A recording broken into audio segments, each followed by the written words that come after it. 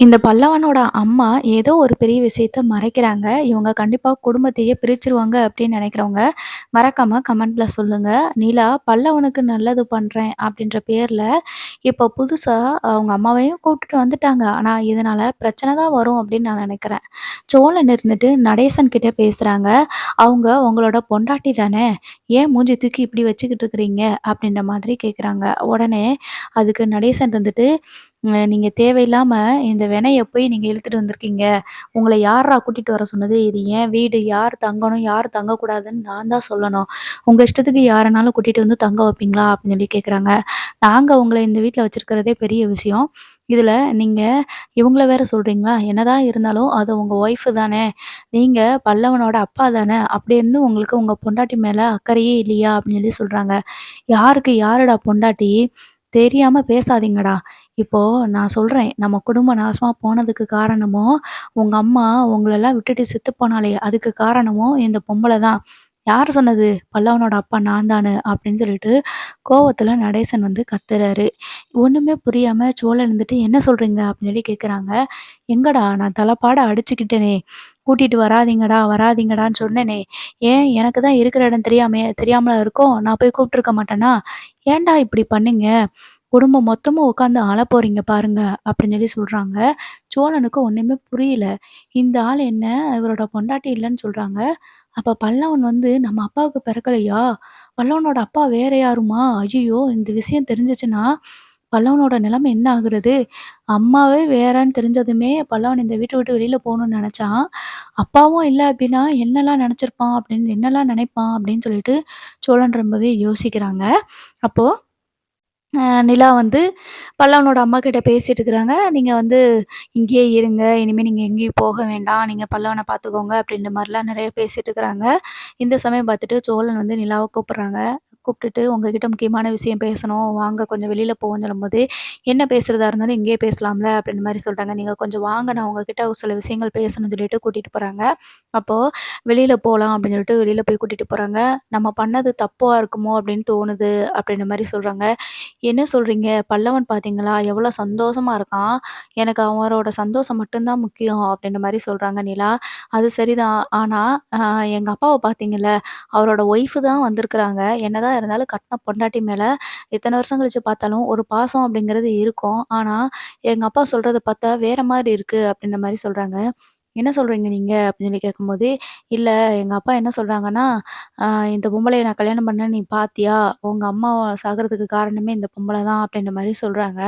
அது மட்டும் இல்லாம, "எனக்கு பிறந்தவன் பல்லவன் கிடையாது." அப்படின்னும் சொல்றாங்க. எனக்கு ஒண்ணுமே புரியலன்னு சொல்லும்போது, நிலா அப்படியே முழிக்கிறாங்க. "என்ன சோழன் சொல்றீங்க நீங்க? பல்லவனோட அப்பா, அப்ப உங்க அப்பா கிடையாதா?" அப்படின்னு சொல்லி சொல்றாங்க. "அதான் எனக்கு ஒண்ணுமே புரியல. ஏதோ போதையில உளர்றாருன்னு நெனைக்கேன்." அப்படின்ற மாரி சொல்றாங்க. "எனக்கு ரொம்ப பயமா இருக்குது. பல்லவன் மட்டும் இந்த குடும்பத்த விட்டு பிரிஞ்சிடவே கூடாது." அப்படின்னு சொல்லி நிலா சொல்றாங்க. "ஆமாங்க. எங்க அப்பாவுமே அதான் சொல்றாரு. பாருங்க குடும்பம் மொத்தமும் உட்காந்து அழப்போறீங்க." அப்படின்னு சொல்லி சொல்றாங்க. "எனக்கு ரொம்ப பதட்டமா இருக்குது. பேசாம அப்படி கூப்பிட்டு வராமலே இருந்திருக்கலாமோ! பல்லவன் சந்தோஷமா இருந்திருப்பானோ! அப்படின்ற மாரி தோணுது. ஒருவேள அவன் அம்மா கூடவே நான் போறேன் அப்படின்னு சொல்லிட்டு போயிட்டா என்னங்க பண்றது? அப்படின்னு சொல்லிட்டு சோழன் வந்து நிலா கிட்ட கேட்குறாங்க. ஐயோ! நீங்க என்னங்க அப்படி நினைக்கிறீங்க? அவங்க அம்மா எதுக்கு நம்மள விட்டு போகணும்? கூடயே இருக்கட்டும், இங்கேயே இருக்கட்டும், பல்லவன் கூடயே இருக்கட்டும் அப்படின்ற மாரி சொல்றாங்க. அதாங்க எனக்கு மனசு கஷ்டமா இருக்குது. என்ன பண்றது? ஏது பண்றதுன்னு எனக்கு ஒண்ணுமே புரியல. நம்ம கூப்பிட்டு வந்தது ஒரு வேள தப்பா இருக்குமோ? நம்ம கூப்பிட்டு வந்திருக்க கூடாதோ? அப்படின்னு மனசு கஷ்டமா இருக்குது அப்படின்ற மாரி சொல்றாங்க. சரி விடுங்க. இப்ப என்ன நம்ம வேற யாரையுமோ கூட்டிட்டு வந்தோமா? பல்லவனோட அம்மாவ தானே கூட்டிட்டு வந்திருக்கோம். ரோட்ல போற வேற யாரையாவது கூட்டிட்டு வந்து நம்ம அம்மான்னு காட்டியிருக்கோம்? இல்லைல்ல. பல்லவனோட அம்மாவ தானே கூட்டிட்டு வந்திருக்கோம். அதனால தப்பே கிடையாது. ஒரு பையனுக்கு அவங்க அம்மாவ நம்ம கூட்டிட்டு வந்து அம்மாவையும், பையனையும் சேர்த்து வச்சிருக்கோம். இதனால அடுத்து என்ன பிரச்சனை வந்தாலும் அத நம்ம பார்த்துக்குருவோம் சரியா? இத பத்தி நீங்க எதுவும் குழம்பாதீங்க. முக்கியமா அவர்கிட்ட எதையுமே கேட்காதீங்க. அங்கிள் கிட்ட கேட்காதீங்க." அப்படின்ற மாரி சொல்றாங்க. சோழனும் சரி பார்ப்போம் அப்படின்னு சொல்லி சொல்றாங்க. இருந்தாலும் எனக்கு என்னமோ டவுட்டாவே இருக்குதுங்க. இப்போ அங்கிள் பார்த்ததுமே நீங்க சொன்ன மாதிரி சந்தோஷப்பட்டுருக்கணும். இல்லையா? அட்லீஸ்ட் ஏதாவது ஒரு 4 வார்த்தையாவது பேசியிருக்கணும். ஆனா ஏன் இவ்ளோ கோவப்பட்டு போனாருன்னு எனக்கு ஒண்ணுமே புரியல. சரி பார்ப்போம். இந்த பல்லவனோட அம்மாட்ட கேட்டாலும் எதுவுமே சொல்ல மாட்டேங்கிறாங்க. சூழ்நிலை என்னால வர முடியல, சூழ்நிலை இருக்க முடியல அப்படின்னே தான் சொல்றாங்களே தவிர, எதுவுமே சொல்ல மாட்டேங்கிறாங்க. எப்போ கல்யாணம் ஆச்சு? என்ன ஏதுன்னு கேட்டேன். அதுக்குமே எதுவுமே பதில் சொல்ல மாட்டேங்கிறாங்க. எதுக்குமே என்கிட்ட பதில் இல்ல அப்படின்னு மட்டும் சொல்றாங்க. யாராவது இருந்திருந்தா இந்த மாரி சொல்லியிருப்பாங்கல்ல. கல்யாணம் பண்ணது வச்சதெல்லாம் சொல்லியிருப்பாங்கல்ல. ஆனா அதையுமே சொல்லல. அதான் எனக்கு ஒண்ணுமே புரிய மாட்டேங்கி அப்படின்ற மாரி சொல்றாங்க. உடனே சோழனும், "சரி எது எப்படி நடந்தாலும் பரவாயில்லங்க. பல்லவன மட்டும் நம்ம வீட்ல இருந்து அனுப்பவே கூடாது. அவன் சந்தோஷமா இருந்தா அதுவே போதும்." அப்படின்னு சொல்லிட்டு இந்த பக்கம் பேசிட்டு இருக்கிறாங்க.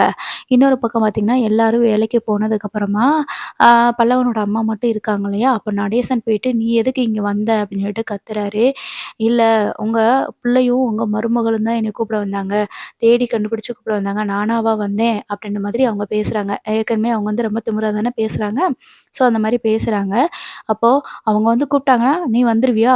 அவங்களுக்கு தான் எதுவுமே தெரியாது. ஆனா, என் குடும்பம் மொத்தமும் சீரழிஞ்சு போனதுக்கும், என் பொண்டாட்டி என்னைய விட்டு போனதுக்கும், நான் ஜெயில்ல போய் உட்காந்து களி தின்னதுக்கும் காரணமே நீ தான். அது தெரியும்ல? அப்படின்ற மாரி சொல்றாங்க.